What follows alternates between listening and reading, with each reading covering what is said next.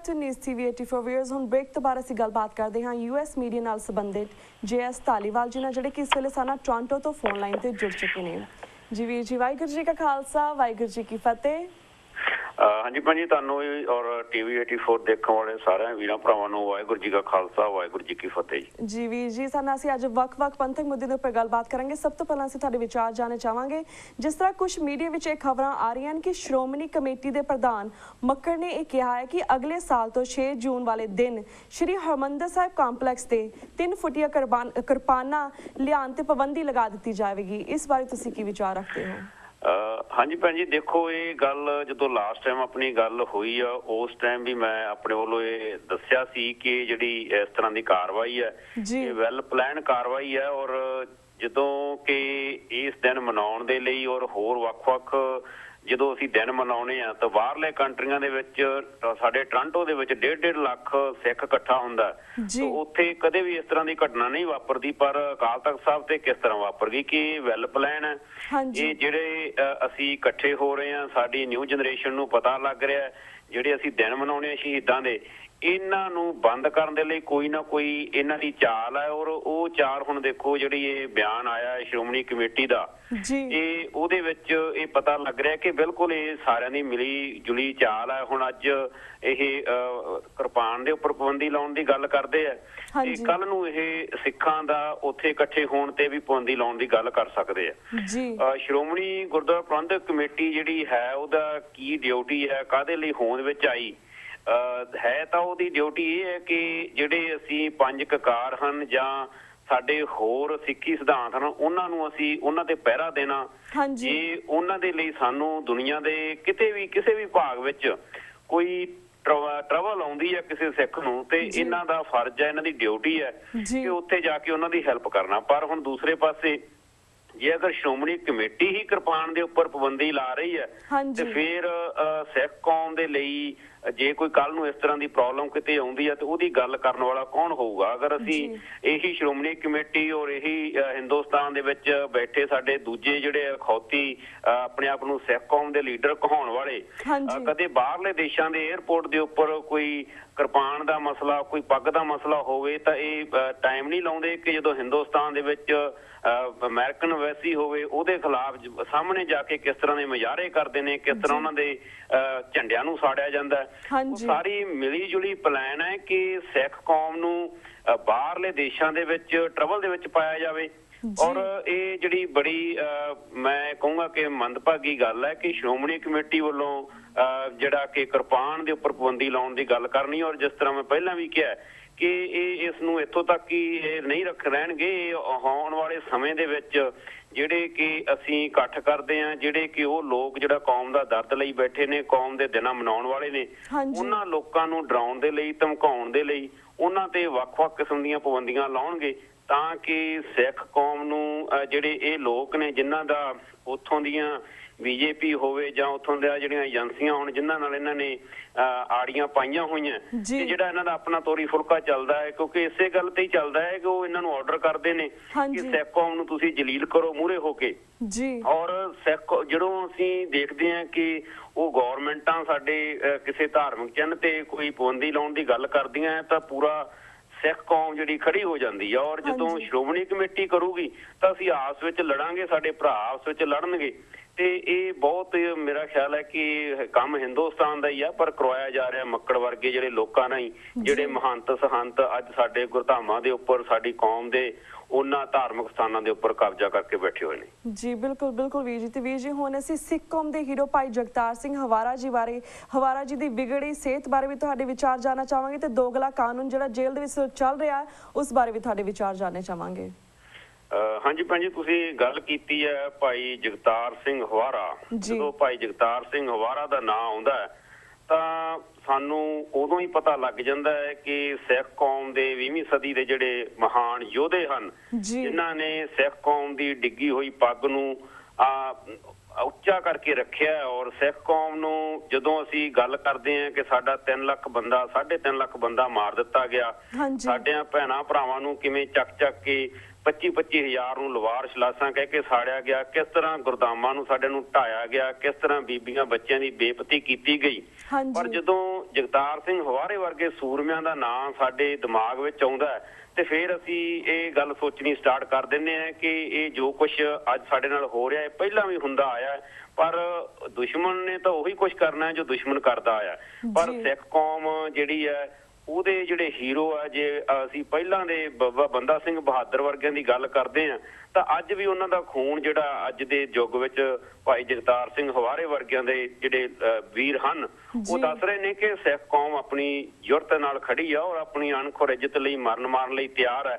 ਔਰ ਜਗਤਾਰ ਸਿੰਘ ਹਵਾਰਾ ਦੀ ਜਿਹੜੀ ਨਿਊਜ਼ ਅੱਜ ਕੱਲ੍ਹ ਚੱਲ ਰਹੀ ਆਪਾਂ ਨੂੰ ਪਤਾ ਹੈ ਕਿ ਉਹਨਾਂ ਦੀ ਰੀੜ੍ਹ ਦੀ ਹੱਡੀ ਔਰ ਖੱਬੀ ਲੱਤ ਦੇ ਵਿੱਚ ਜਿਹੜੀ ਬਹੁਤ ਪੇਨ ਕਿਸੇ ਇੱਕ ਭਿਆਨਕ ਬਿਮਾਰੀ ਦਾ ਜਿਹੜਾ ਧਾਰਨ ਕਰ ਰਹੀ ਹੈ।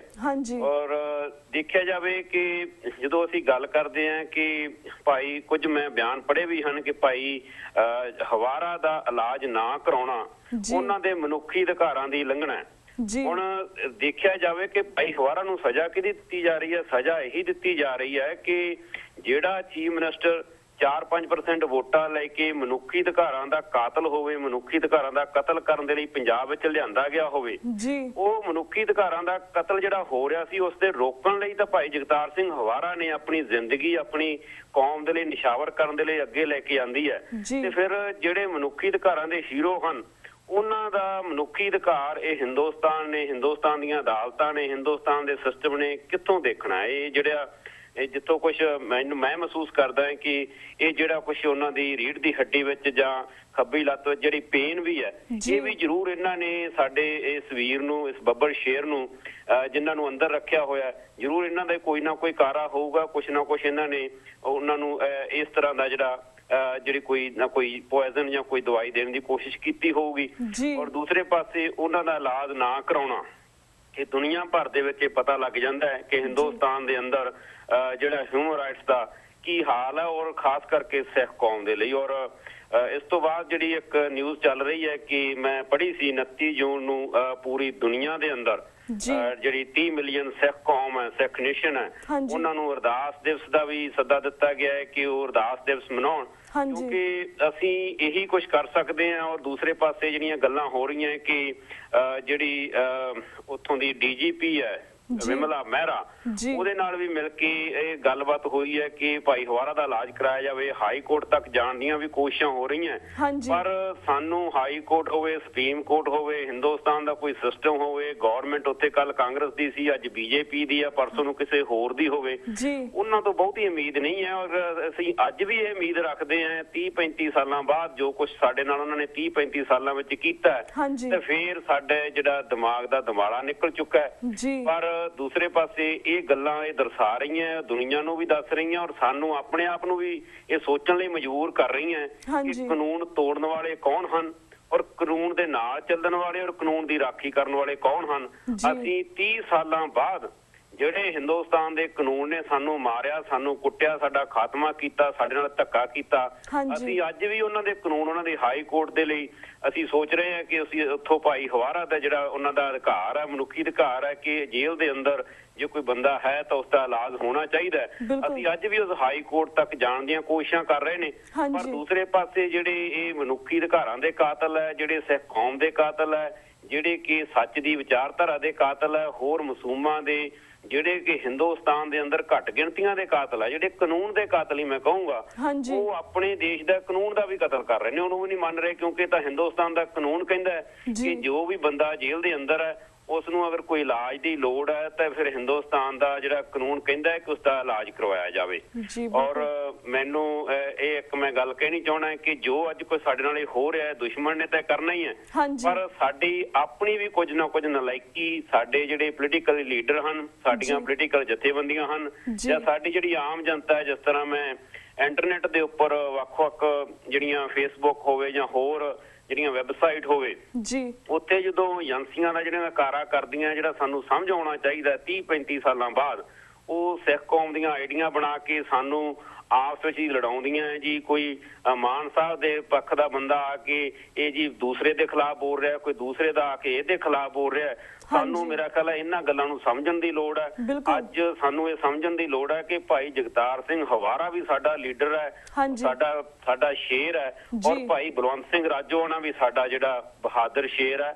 ਸਾਨੂੰ ਆਪਸ ਵਿੱਚ ਇਕੱਠੇ ਹੋਣ ਦੀ ਲੋੜ ਹੈ। ਸਾਡੇ ਲਈ ਚਾਹੇ ਉਹ ਪੰਚ ਪ੍ਰਧਾਨੀ ਹੋਵੇ, ਦਲ ਖਾਲਸਾ ਹੋਵੇ, ਮਾਨ ਦਲ ਹੋਵੇ, ਉਹ ਵੱਖਰੇ ਵੱਖਰੇ ਢੰਗ ਨਾਲ ਜੋ ਕੁਝ ਵੀ ਕਰ ਰਹੇ ਨੇ, ਸਾਨੂੰ ਜਿਹੜੇ ਅਸੀਂ ਬਾਹਰ ਬੈਠੇ ਖਾਸ ਕਰਕੇ ਲੋਕ ਔਰ ਖਾਸ ਕਰਕੇ ਜਿਹੜੇ ਅਸੀਂ ਆਮ ਜਿਹੜੇ ਸਿੱਖ ਕੌਮ ਦੇ ਮੈਂਬਰ ਆ, ਸਾਨੂੰ ਇਕੱਠੇ ਹੋਣਾ ਚਾਹੀਦਾ। ਸਾਨੂੰ ਉਹਨਾਂ ਦੀਆਂ ਚਾਲਾਂ ਵਿੱਚ ਫਸ ਕੇ ਇੱਕ ਦੂਜੇ ਦੇ ਖਿਲਾਫ ਜਿਹੜੀ ਬਿਆਨਬਾਜ਼ੀ, ਇੱਕ ਦੂਜੇ ਦੇ ਖਿਲਾਫ ਜਿਹੜੀ ਦੂਸ਼ਣਬਾਜ਼ੀ, ਚਾਹੇ ਉਹ ਨੈੱਟ ਤੇ ਹੋਵੇ, ਕਿਸੇ ਰੇਡੀਓ 'ਚ ਹੋਵੇ, ਕਿਸੇ ਅਖਬਾਰ 'ਚ ਹੋਵੇ, ਉਹ ਤੋਂ ਦੂਰ ਰਹਿਣਾ ਚਾਹੀਦਾ। ਅਗਰ ਅਸੀਂ ਇਕੱਠੇ ਹੋਵਾਂਗੇ, ਇਸ ਤਰ੍ਹਾਂ ਦੀ ਬਿਆਨਬਾਜ਼ੀ ਤੋਂ ਦੂਰ ਹੋਵਾਂਗੇ, ਤਾਂ ਹੀ ਜਿਹੜੇ ਸਾਡੇ ਵੀਰ, ਸਾਡੇ ਬੱਬਰ ਸ਼ੇਰ ਇਹਨਾਂ ਦੀਆਂ ਜੇਲ੍ਹਾਂ ਵਿੱਚ ਹਨ, ਉਹਨਾਂ ਦੇ ਲਈ ਅਸੀਂ ਕੁਝ ਕਰ ਸਕਾਂਗੇ, ਉਹਨਾਂ ਨੂੰ ਬਾਹਰ ਕੱਢ ਸਕਾਂਗੇ। ਨਹੀਂ ਤਾਂ ਉਹਨਾਂ ਨੇ ਜੋ ਭਾਈ ਹਵਾਰੇ ਨਾਲ ਅੱਜ ਕੀਤਾ, ਕੱਲ ਨੂੰ ਕਿਸੇ ਹੋਰ ਨਾਲ ਵੀ ਉਹ ਕਰ ਲਈ ਤਿਆਰ ਬੈਠੇ ਹੋਣਗੇ। ਇਹ ਉਹਨਾਂ ਲੋਕਾਂ ਨਾਲ ਹੀ ਹੁੰਦਾ ਜਿਹੜੇ ਲੋਕ ਆਪਸ ਵਿੱਚ ਇਕੱਠੇ ਨਹੀਂ ਹੁੰਦੇ। 30 ਮਿਲੀਅਨ ਸਿੱਖ ਕੌਮ ਨੂੰ ਸਾਨੂੰ ਇਕੱਠੇ ਹੋਣ ਦੀ ਲੋੜ ਹੈ ਜੀ। ਔਰ ਭਾਈ ਹਵਾਰਾ ਦੇ ਲਈ ਅਸੀਂ ਵੱਖ-ਵੱਖ ਦੇਸ਼ਾਂ ਵਿੱਚ ਬੈਠੇ ਹੋਈਏ, ਕਿਸੇ ਵੀ ਜਥੇਬੰਦੀ ਨਾਲ ਸੰਬੰਧਿਤ ਹੋਈਏ, ਔਰ ਸਿੱਖ ਹੋਣ ਦੇ ਨਾਤੇ ਸਾਡਾ ਫਰਜ਼ ਬਣ ਜਾਂਦਾ ਹੈ ਕਿ ਇਹ ਆਵਾਜ਼ ਨੂੰ ਅਸੀਂ ਚੁੱਕੀਏ, ਔਰ ਅਸੀਂ ਜਿੱਥੇ ਤੱਕ ਵੀ ਅਸੀਂ ਕਿਸੇ ਵੀ ਢੰਗ ਨਾਲ ਇਹ ਗੱਲ ਅਸੀਂ ਪਹੁੰਚਾਈਏ, ਔਰ ਹਿੰਦੁਸਤਾਨ ਦਾ ਜਿਹੜਾ ਸਿਸਟਮ ਆ ਉਹਨਾਂ ਦਾ ਕਾਨੂੰਨ ਵਰਤਣ ਲਈ ਮਜਬੂਰ ਕਰੀਏ ਕਿ ਭਾਈ ਹਵਾਰਾ ਨੂੰ ਉਹਨਾਂ ਦਾ ਜਿਹੜਾ ਬਣਦਾ ਅਧਿਕਾਰ ਹੈ ਉਹਨਾਂ ਦਾ ਇਲਾਜ ਕਰਵਾਇਆ ਜਾਵੇ ਜੀ। ਬਿਲਕੁਲ ਵੀਰ ਜੀ। ਤੇ ਵੀਰ ਜੀ, ਸਾਡਾ ਹੁਣ ਵਕਤ ਸਮਾਪਤੀ ਵੱਲ ਜਾ ਰਿਹਾ। ਤੁਹਾਡੇ ਕੋਲ ਅਸੀਂ ਇੱਥੇ ਇਜਾਜ਼ਤ ਲੈਣ, ਤੁਹਾਡਾ ਬਹੁਤ ਸ਼ੁਕਰੀਆ, ਤੁਸੀਂ ਆਪਣੇ ਵਿਚਾਰ ਸਾਡੇ ਦਰਸ਼ਕਾਂ ਨਾਲ ਸਾਂਝੇ ਕੀਤੇ। ਤੇ ਵੀਰ ਜੀ, ਹੁਣ ਵਾਹਿਗੁਰੂ ਜੀ ਕਾ ਖਾਲਸਾ, ਵਾਹਿਗੁਰੂ ਜੀ ਕੀ ਫਤਿਹ। ਥੈਂਕ ਯੂ ਭੈਣ ਜੀ। ਵਾਹਿਗੁਰੂ ਜੀ ਕਾ ਖਾਲਸਾ, ਵਾਹਿਗੁਰੂ ਜੀ ਕੀ ਫਤਿਹ। ਵਿਊਅਰਸ, ਇੱਥੇ ਵਕਤ ਹੋ ਗਿਆ ਤੁਹਾਡੇ ਕੋਲ ਇਜਾਜ਼ਤ ਲੈਣ ਦਾ। ਕੱਲ ਨੂੰ ਮਿਲਾਂਗੇ ਸੇਮ ਟਾਈਮ ਸੇਮ ਸ਼ੋ ਤੇ। ਤਦ ਤੱਕ ਲਈ ਵਾਹਿਗੁਰੂ ਜੀ ਕਾ ਖਾਲਸਾ, ਵਾਹਿਗੁਰੂ ਜੀ ਕੀ ਫਤਿਹ।